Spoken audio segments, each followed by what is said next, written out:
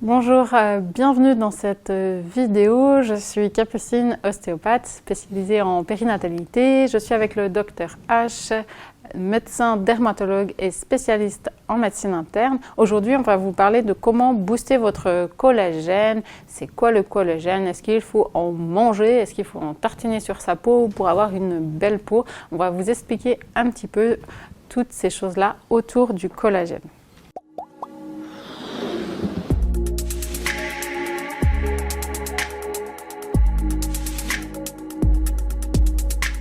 Déjà, qu'est-ce que le collagène? Alors le collagène, c'est une énorme protéine. En fait, il y a plusieurs catégories de collagène, selon leur taille, selon leur rôle. Le collagène, c'est la structure de soutien de la quasi-totalité des organes.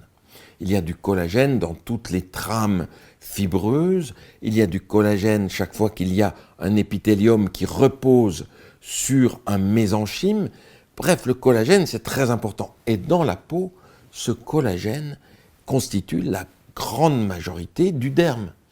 Et le derme, c'est cette partie de la peau sous l'épiderme qui donne les propriétés mécaniques de la peau. Savez-vous que les propriétés mécaniques de la peau font partie des propriétés les plus importantes de la peau? Cette propriété mécanique qui nous permet de fléchir ou d'allonger les doigts sans que la peau ne pende, cette propriété mécanique qui amortit les chocs, qui fait que l'on peut tirer sur la peau, appuyer dessus, avoir des frottements. Cette propriété mécanique essentielle de la peau est assurée par beaucoup de choses, dont en grande partie le collagène. Donc ce collagène, ce sont des grandes fibres qui traversent de part en part le derme, qui s'attachent entre elles, qui s'attachent également aux cellules qui le fabriquent, qui s'appellent les fibroblastes. Et ce collagène, quand il est produit, il est là pour vivre longtemps.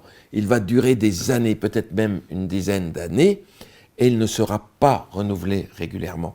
D'où la nécessité d'en prendre un soin important, parce qu'il peut être abîmé par quoi? Par les sucres de l'alimentation, qui donne un phénomène de ce que l'on appelle la glycation. Imaginez que selon votre régime alimentaire, vous allez avoir des sucres sur ce collagène qui vont le rendre dur, qui vont le rendre cassable, friable, et donc ces sucres ne pourront pas s'enlever de ce collagène. Vous avez le soleil et plein d'autres choses qui l'altèrent. Si je comprends bien, si on a un régime trop sucré, on va casser notre collagène et donc abîmer notre peau? Eh oui, on va abîmer ce collagène par les dépôts de sucre qu'on appelle la glycosylation ou la glycation. C'est un phénomène contre lequel beaucoup de laboratoires cosmétiques essaient de se battre. C'est compliqué, parce que si on mange du sucre, on pourra mettre n'importe quelle crème sur le visage, on continuera d'abîmer notre collagène. Ça part donc de l'alimentation, ce que l'on disait dans une précédente vidéo. En effet, il faut absolument faire attention à son alimentation. Si c'est un sujet qui vous intéresse, on vous a fait une vidéo bonus où on vous donne des conseils alimentaires et aussi 5 vitamines et minéraux que vous pouvez prendre en continu pour améliorer votre santé et également la santé de votre peau. On espère vraiment que cette vidéo elle va pouvoir vous aider à améliorer votre santé. On va continuer avec le collagène. Est-ce qu'il y a un intérêt à prendre un complément alimentaire, par exemple à la bouche de collagène? Alors, déjà, les compléments alimentaires, c'est quelque chose qui est défini par une réglementation. Réglementation, donc il y a des règles, des lois, il y a une définition. Et je dirais, le complément alimentaire est à l'organisme, parce qu'il ne s'adresse pas spécialement qu'à la peau. Les compléments alimentaires sont à l'organisme ce que les produits cosmétiques sont à la peau. C'est-à-dire destiné à un organisme normal et pas un organisme malade. Si vous êtes malade, ce ne sert à rien de prendre des compléments alimentaires. Si vous avez une maladie de peau, ça ne sert à rien de prendre des cosmétiques. Les cosmétiques, c'est pour une peau normale. Les compléments alimentaires, c'est pour un corps normal qui va bien. Mais alors à quoi ça sert? Ça sert à accompagner votre nourriture, accompagner ce que vous mangez pour être sûr que vos besoins sont assouvis. C'est-à-dire que si vous avez une alimentation qui est pauvre en viande, vous n'avez pas encore à ce moment-là de carence. eh bien, le complément alimentaire qui contient du fer va accompagner ce manque de viande que vous avez. Donc, ces compléments alimentaires vont juste apporter ce dont votre organisme a besoin, mais sans plus, donc pas d'effet thérapeutique. Si vous avez une carence, ce n'est pas la peine de prendre des compléments alimentaires. C'est juste pour être sûr que vous ne manquerez pas de ces substances nutritionnelles, nutriments, oligo-éléments, vitamines, etc. Vous m'avez posé la question du collagène. On voit aujourd'hui des gélules de collagène. C'est intriguant, se dire que l'on puisse mettre des fragments de collagène dans quelque chose que l'on va avaler, que ces gélules vont passer par le tractus digestif et que on pourrait retrouver le collagène dans la peau. Eh bien, écoutez, c'est une prouesse à laquelle je ne croyais pas, mais il semblerait, et j'ai vu les articles scientifiques à ce sujet, qu'en effet, ces fragments de collagène puissent se retrouver dans la peau. Ceci implique bien entendu une résistance à l'égard des enzymes de la digestion, un effet de passage hépatique qui soit neutre, c'est-à-dire sans modification, pour qu'enfin ces éléments se retrouvent dans la peau. Alors oui, des fragments de collagène pourraient se retrouver dans la peau dès lors qu'on les absorbe. On peut aussi le retrouver dans l'alimentation, en cuisant la viande en entier dans l'eau, et le collagène va se retrouver dans l'eau, donc sans forcément avoir des compléments alimentaires. On peut aussi, dans son alimentation, avoir une alimentation qui est plus riche en collagène. Ensuite, on voulait aussi vous donner des choses parce que dans les publicités pour les cosmétiques, on voit beaucoup de crèmes qui sont avec du collagène. Est-ce qu'il y a un intérêt de se tartiner à la crème au collagène?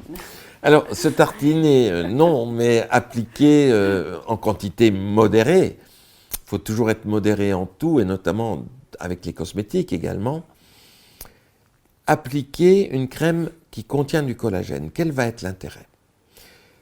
Le collagène est une molécule de grande taille, donc elle a peu de chances de passer à travers la peau. J'allais dire, elle n'a même aucune chance de passer à travers la peau parce qu'on connaît la taille maximale que la peau peut absorber. 40 kilodalton. Donc une molécule beaucoup plus grosse ne passera pas. Alors quel pourrait être son rôle dans un produit cosmétique? Elle pourrait jouer le rôle de substance hygroscopique. C'est-à-dire que déposée sur l'épiderme, cette substance va attirer l'eau, retenir l'eau. Et donc ça va gonfler temporairement votre micro-relief de la peau, avoir un petit effet antiride, un effet d'hydratation et donc un effet cosmétique visible certainement. Mais vous n'aurez pas les effets en profondeur sur le fibroblaste lui-même, sauf si ce collagène n'est pas un collagène entier, mais fait de petites fractions extrêmement petites, de fragments de collagène qui, eux, sont susceptibles à ce moment-là de passer. Tout dépend cette fois de la communication du produit cosmétique. Est-ce que l'on parle de collagène ou est-ce que l'on parle de fragments de pré-collagène, par exemple?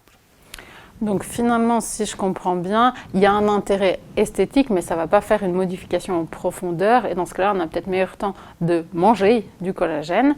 Et dans une autre vidéo également, on a expliqué les meilleurs sérums à appliquer sur la peau. Je vous mettrai la vidéo juste en lien là-haut, parce que le collagène, il a besoin d'autre chose pour fonctionner. Alors, je vous écoute vraiment avec beaucoup d'attention, Capucine, et nous sommes en Franche-Comté, et beaucoup de gens nous écoutent ailleurs, et vous avez dit, on a meilleur temps.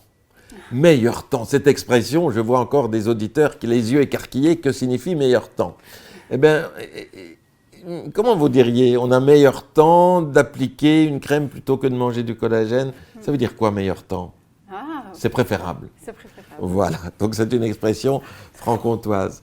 Alors oui, le collagène, mais vous pouvez le fabriquer par vous-même, c'est encore le meilleur collagène que vous puissiez avoir. Et qu'est-ce qu'il faut pour fabriquer du collagène? Il faut des vitamines, qui sont des cofacteurs de la fabrication du collagène. C'est la vitamine C, indispensable. Pensez à prendre la vitamine C au moins 10 à 20 jours par mois. C'est indispensable pour votre peau, pour tous vos organes. C'est la vitamine B9, c'est la vitamine B12. Mangez du foie, mangez des poissons, mangez des crustacés, mangez des feuilles vertes. acide folique et la vitamine C dans les fruits, dans les légumes, bien évidemment. Et donc, avec ces vitamines, vous allez fabriquer votre collagène qui va forcément se renouveler, remplacer le collagène vieillissant qui aura été abîmé par les rayons ultraviolets, par la pollution, etc.